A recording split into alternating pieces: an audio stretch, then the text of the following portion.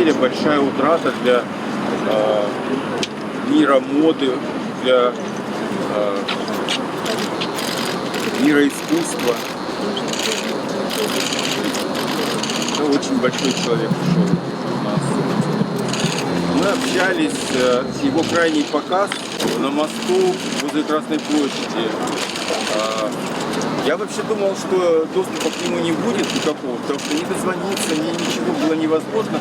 Но я взял вот такие же белые цветы и пошел, значит, на его показ. Даже не мечтал, что мы будем общаться. И мне даже сказали, что якобы он не узнает. Ничего страшного, если он вас не узнает. Ну ничего, я закончился показ.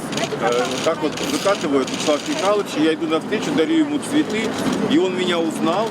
И даже мы с ним общались. Когда я поближе подошел, прямо я задал вопрос, он отвечал. Он совершенно хорошо говорил, хорошо общались, шутил. Он очень экстравагантно шутит. Вот Светлана Здравствуйте, Топалова, Света. да. Здравствуйте. Вячеслав Михайлович как бы награждал ее, у нее была коллаборация с ним. И Светлана, так получилось, что она прилетела для того, чтобы показать свою коллекцию, но получилось, что прилетела уже на похороны.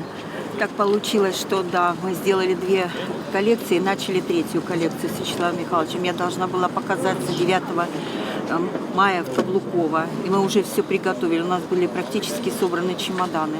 Но, к сожалению, 9 дней будет. Или вот мы приехали на такое грустное событие, которое сейчас произошло. Светлана, для вас Вячеслав Михайлович лично вот чем стал? Вы молодой дизайнер. Вы знаете, это была...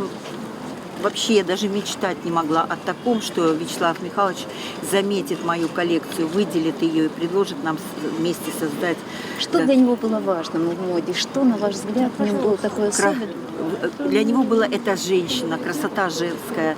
И, конечно же, это классика и а-ля Рус. Это Важные русский детали дух. были. Он Очень... Именно каждую, русские да. детали. Он прославлял именно русскую моду. Понимаете, весь мир узнал о моде благодаря Вячеславу Михайловичу. Его называли «Красный Диор» не просто так. Он был дружен со всеми высшими, самыми ведущими мировыми кутюрье, такими как Пьер Карден. Да. Его все Мы признавали. дружили очень сильно, и Вячеслав Михайлович всегда передавал подарки для Пьера. Вот. И последний раз я подарила икону Пьеру Кардену «Всех скорбящих радость». И такую же икону, когда не стало Пьера, я подарила Славе. Вячеслав Михайлович мне как папа. И уже не секрет, что на свой день рождения, до этого дня рождения, он очень долго искал душой, сердцем, может быть, своим осознанием, кого он назовет после себя цветным классиком. И так сложилось, что когда мы познакомились,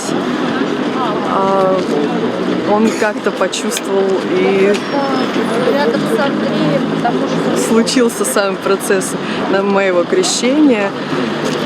То есть он задолго еще поднял руку, чтобы я подошла к нему на поклон. Это мы все удивились, и никто не ожидал такого шага от Вячеслава Михайловича, даже я.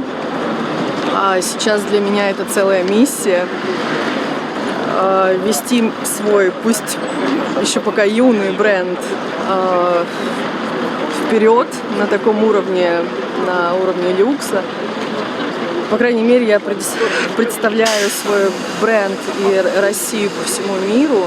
Мне очень приятно и очень гордо, что Вячеслав Михайлович выбрал меня. Я, правда, до сей минуты не могу этого осознать, если честно. Это очень трогательно. И я пока в это даже не верю.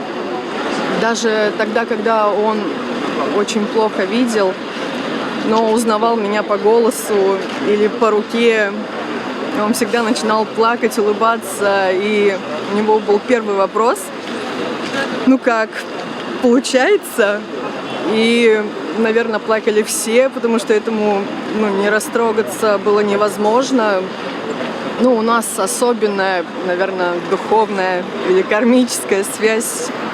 Вот такой сюрприз получился в нашей жизни. Он очень долго искал преемника, чтобы благословить.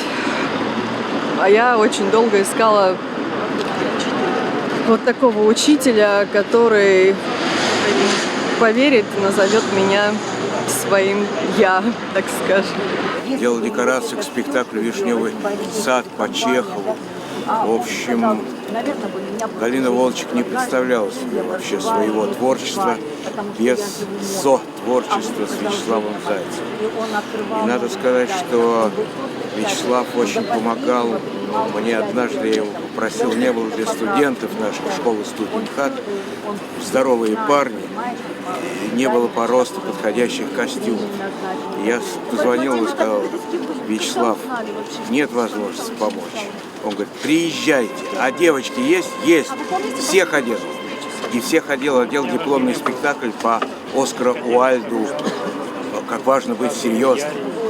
Все играли. Еще надавал шляп мужских и женских. Вообще был щедрый, отзывчивый. А когда меня вводили на роль Гаева в спектакль Галина Волчек «Вишневый сад» вместо заболевшего Игоря Кваши, то меня одевали в костюм Зайцева, снимали мерки. Я думал, это будут его ассистенты делать. Он же для Кваши сделал, а я-то что, ввожусь. Через много лет уже спектакль идет давно. И Зайцев сам пришел на примерку, сам ходил на подбор тканей вместе со мной, по складам своим. И на вторую примерку пришел сам. И такой был наивный, так любил работать, так хотелось ему творчества. Благодарность ему огромная и память.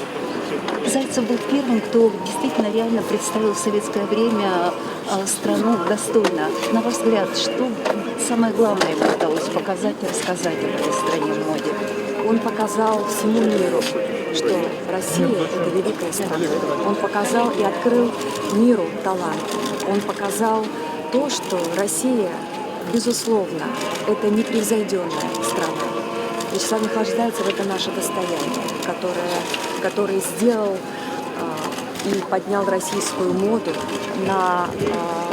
до такой планки, до которой расти и расти молодым дизайнерам. И, естественно, и безусловно, для всех нас это и трагедия, и неисполнимая потеря. Он меня так поддержал, и я помню, это наша первая встреча, когда он говорит: все о тебе знают, вся страна тебя знает, тебя никто не видел.